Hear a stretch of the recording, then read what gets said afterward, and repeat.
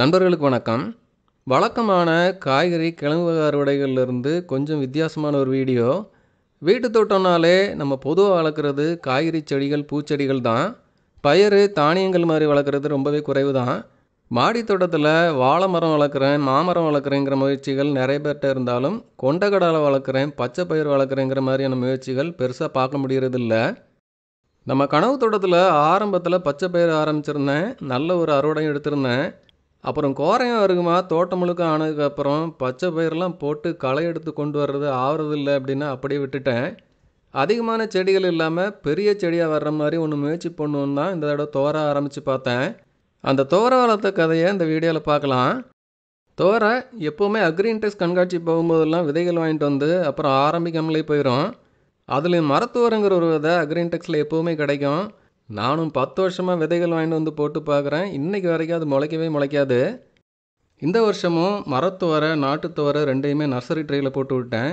September முதல் வாரத்தில் விதைச்சேன். விதைகளை காய்கறி விதைகள் மாதிரியே நர்சரி ட்ரேயில் போட்டு விட்டுருந்தேன். துவரையை நர்சரி ட்ரேயில் விதைச்ச ஒரே ஆள் நானாக தான் இருப்பேன்னு நினைக்கிறேன். வழக்கம் போல் மரத்துவரை ஒன்று கூட முளைக்கல. செடி துவரை ஒரு 10 நாட்கள் போல் முளைச்சது. ரொம்ப சுமாரான முளைப்பு தான். ஆனால் அதிகமான விதைகள் போட்டு விட்டதால் ஒரு 10 நாட்கள் போல் கிடச்சிட்டு. இங்கே நம்ம தோட்டத்தை சுற்றி பருத்தி, சோளம்லாம் விதைக்கும்போது ஓரங்களில் தோரை நடுறதை பார்த்துருக்குறேன்.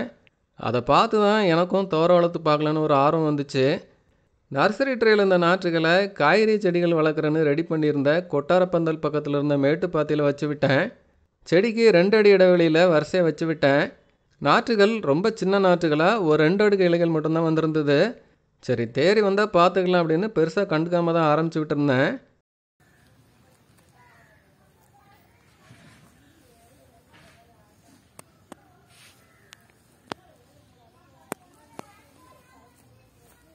ஆச்சரியமாக தோர நாற்றுகள் ஆரம்பத்திலே நல்ல ஒரு வளர்ச்சி காட்டி வர ஆரம்பிச்சுது. மற்ற காய்கறி செடிகளுக்கான பராமரிப்பு மட்டும் துவரைக்கும் செஞ்சேன். எப்போவாவது வேப்பெண்ணெய் தெளிக்கிறது, மீனமிலம் தெளிக்கிறதுங்கிற அளவில் தான் பராமரிப்பு இருந்துச்சு. மற்றபடி தோரை வளர்க்குறது எப்படின்னு எதையுமே தேடி கற்றுக்கிட்டுலாம் ஒன்றுமே பண்ணலை.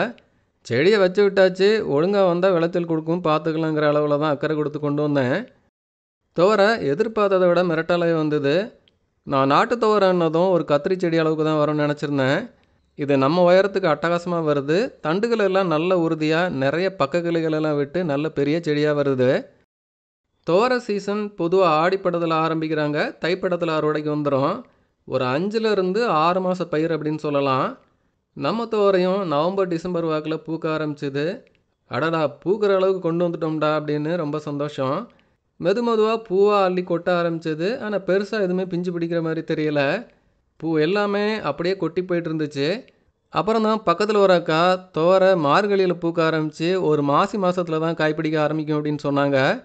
நம்ம விவசாயம் கற்றுக்கணுன்னா புக்கெல்லாம் படிக்கணும், பயிற்சி வகுப்புலாம் போகணுன்னு தேவையில்லை. சுற்றி விவசாயம் பண்ணிகிட்ருக்க ஒரு 4 பேர்கிட்ட பேசினாலே நிறையா கற்றுக்கலாம்.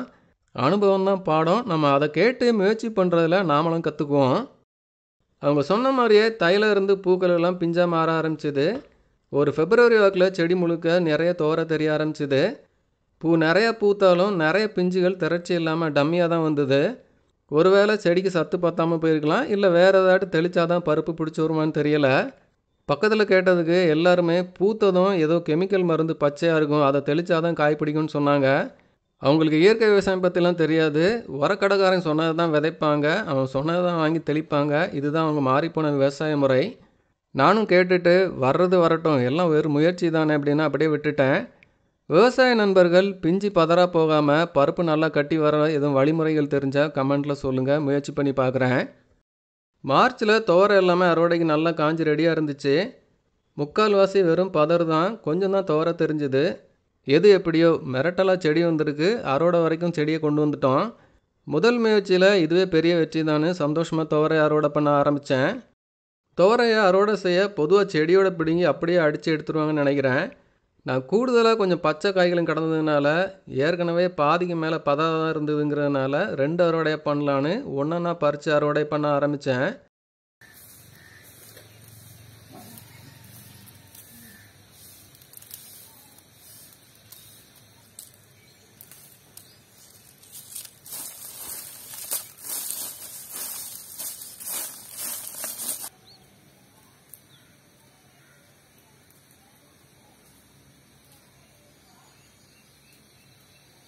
கொஞ்சம் அறுவடை பண்ணதுக்கப்புறம் தான் இது பறித்து முடியறதுக்குள்ளே விடிஞ்சிரும் போலேன்னு பக்கத்து நிலத்தோட பெரியம்மாவையும் உதவி கேட்டு அவங்களையும் அறுவடை பண்ண இறக்கி விட்டேன்.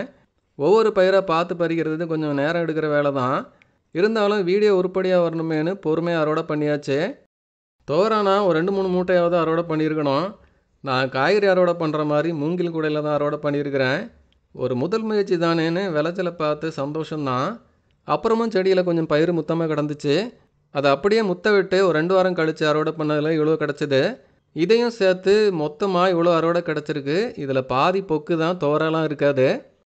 வழக்கம் போல் ஒரு சாக்கில் போட்டு அடித்து பருப்பை தனியாக எடுக்க ஆரம்பித்தேன்.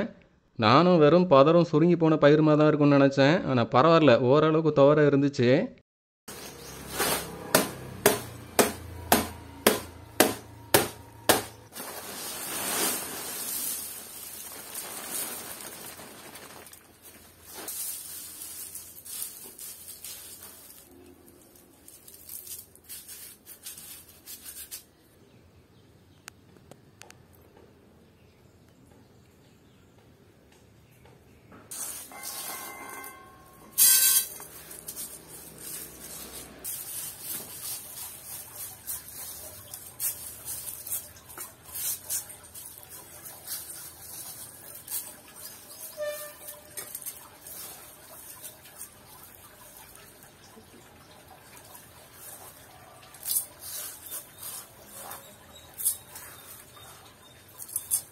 கொஞ்சம் கொஞ்சமாக சேகரித்து ஒரு பாத்திரம் நிறைய கொண்டு வந்தாச்சு.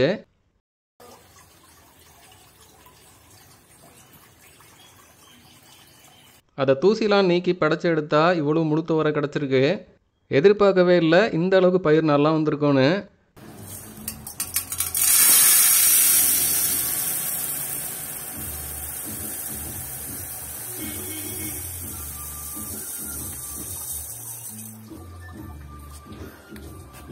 மொத்தமாக ஒரு 1.25 கிலோ பயிர் இருக்குது. இதை நீ உடச்சி எடுத்தால் ஒரு 3/4 கிலோவிலேருந்து 1 கிலோ வரைக்கும் துவரம்பருப்பு கிடைக்கும்னு நினைக்கிறேன். செடியை நல்லா பராமரித்து கொண்டு வந்தால் இதை விட 3-4 மடங்கு விளைச்சல் ஒவ்வொரு செடியிலையும் கிடைக்கிற மாதிரி செய்யலாம். அப்படி பார்த்தா ஒரு 20 செடியை வச்சு விட்டால் நம்ம வீட்டு 1 வருஷ துவரம்பருப்பு தேவையை நம்ம தோட்டத்துலேருந்து எடுத்துக்க முடியும்னு நினைக்கிறேன். வர ஆடிப்பட்டத்தில் அதுக்கேற்ற மாதிரி திட்டமிட்ட ஆரம்பிக்கலான்னு இருக்கிறேன். முத்து முத்தாக துவரை பார்க்குறக்கே நல்லா இருக்குது. நம்ம தோட்டத்தில் இருந்தே துவரம்பருப்பு அறுவடை செஞ்சு வீட்டில் சாம்பார் செஞ்சால் அது ஒரு தனி சந்தோஷம்தான். அதுக்கு முதல்ல இதை பருப்பாக மாற்றுறதுக்கு ஏதாட்டும் வழியை பார்க்கணும். இது நாட்டு துவரை, பருப்பு சின்னதாக தான் இருக்கும். சுற்றி பருத்தி விதைக்கும் போது இவங்க ஆரம்பிக்கிற துவரை எல்லாமே பெருசாக இருக்கும். அதை ஹைப்ரிட்னு சொல்கிறாங்க. வீட்டு தோட்டங்கும்போது நாட்டு ரகமாக வளர்க்குறது தான் நமக்கும் திருப்தி. அது குறைவாக அறுவடை வந்தாலும் அது நமக்கு பொக்கிஷம்தான். இவ்வளோண்டு துவரையை வச்சுக்கிட்டு பருப்பாக எப்படி மாற்றுறதுங்கிற கேள்வி தான் அடுத்தது. மூட்டை கணக்கில் அறுவடை இருந்தால் மிஷினில் கொடுத்து உடச்சி எடுத்துக்கிடலாம். கொஞ்சமாக இருந்தால் முந்திலாம் புத்து மண் எடுத்து மண் கட்டி மாவு திரிக்கிற கல்லில் போட்டு தோல் நீக்கி எடுத்துக்குவாங்க. அதுக்கு திரிக்கிற கல்லுக்கு இப்போ எங்கே போகிறது, ஏதாட்டும் யோசித்து பண்ண வேண்டியதான். நண்பர்கள்ட்ட ஐடியா எதுவும் இருந்தால் கமெண்ட்டில் சொல்லுங்கள். அவ்வளோதாங்க. முதல்ல சொன்ன மாதிரி வழக்கமான காய்கறிகள்லேருந்து கொஞ்சம் மாறி பயிர் வகைகளில் ஒரு சின்ன முயற்சி இது. துவரை நம்ம சமையலில் முக்கியமான ஒரு பருப்பு வகை. செடியை பார்த்தா நம்ம தோட்டத்துக்கு செட் ஆகும் போல தான் தெரியுது. இன்னும் கொஞ்சம் புரிதல் எடுத்துக்கிட்டு கொண்டு வந்தால் வீட்டு தேவைக்கு துவரம் பருப்பு தோட்டத்துலேருந்து அறுவடை பண்ணிக்கலாம் போல். தவிர மயில் தொல்லையால் சில காய்கறிகள் எல்லாம் வளர்க்குறதே நிறுத்திட்டேன். வெங்காயம்லாம் முந்தி கூட அறுவடை பண்ணி இப்போ மயில் தொல்லையால் வெங்காயம் ஆரம்பிக்கிறதே விட்டுட்டேன். ஆனால் இந்த துவரைக்கு மயில் பிரச்சனை இல்லை. பெருசாக பூச்சி தாக்குதல், நோய் தாக்குதலும் வர்றதில்லை. பேசாமல் அடுத்த தடவை ஒரு 20 செடியாக வச்சு பராமரித்து கொண்டு வந்தால் சூப்பராக ஒரு அறுவடை எடுக்கலாம்னு நினச்சிருக்கேன். இந்த பருப்பில் இருந்தே விதைப்பருப்பை எடுத்து வர ஆடிப்பட்டத்தில் ஆரம்பிக்க வேண்டியதான். நிரந்தரமாக துவரம்பருப்பு நம்ம தோட்டத்துலேருந்தே கிடச்சிதுன்னா சந்தோஷம்தான். ஒரு புதிய முயற்சி, கொஞ்சம் தப்பி பொழைச்சி கையில் கிடச்ச கொஞ்சம் அறுவடை, துவர வளர்த்ததில் கிடச்ச அனுபவங்கள்னு இந்த வீடியோவில் ஷேர் பண்ணியிருக்கிறேன். வீடியோ பற்றி உங்கள் கருத்துக்களை சொல்லுங்கள். வீடியோ பிடிச்சிருந்தால் லைக் பண்ணுங்கள், உங்கள் நண்பர்களுக்கு ஷேர் பண்ணுங்கள். இது வரைக்கும் சேனலை சப்ஸ்கிரைப் பண்ணாத நண்பர்கள் மறக்காமல் சேனலை சப்ஸ்கிரைப் பண்ணிக்கோங்க. நன்றி.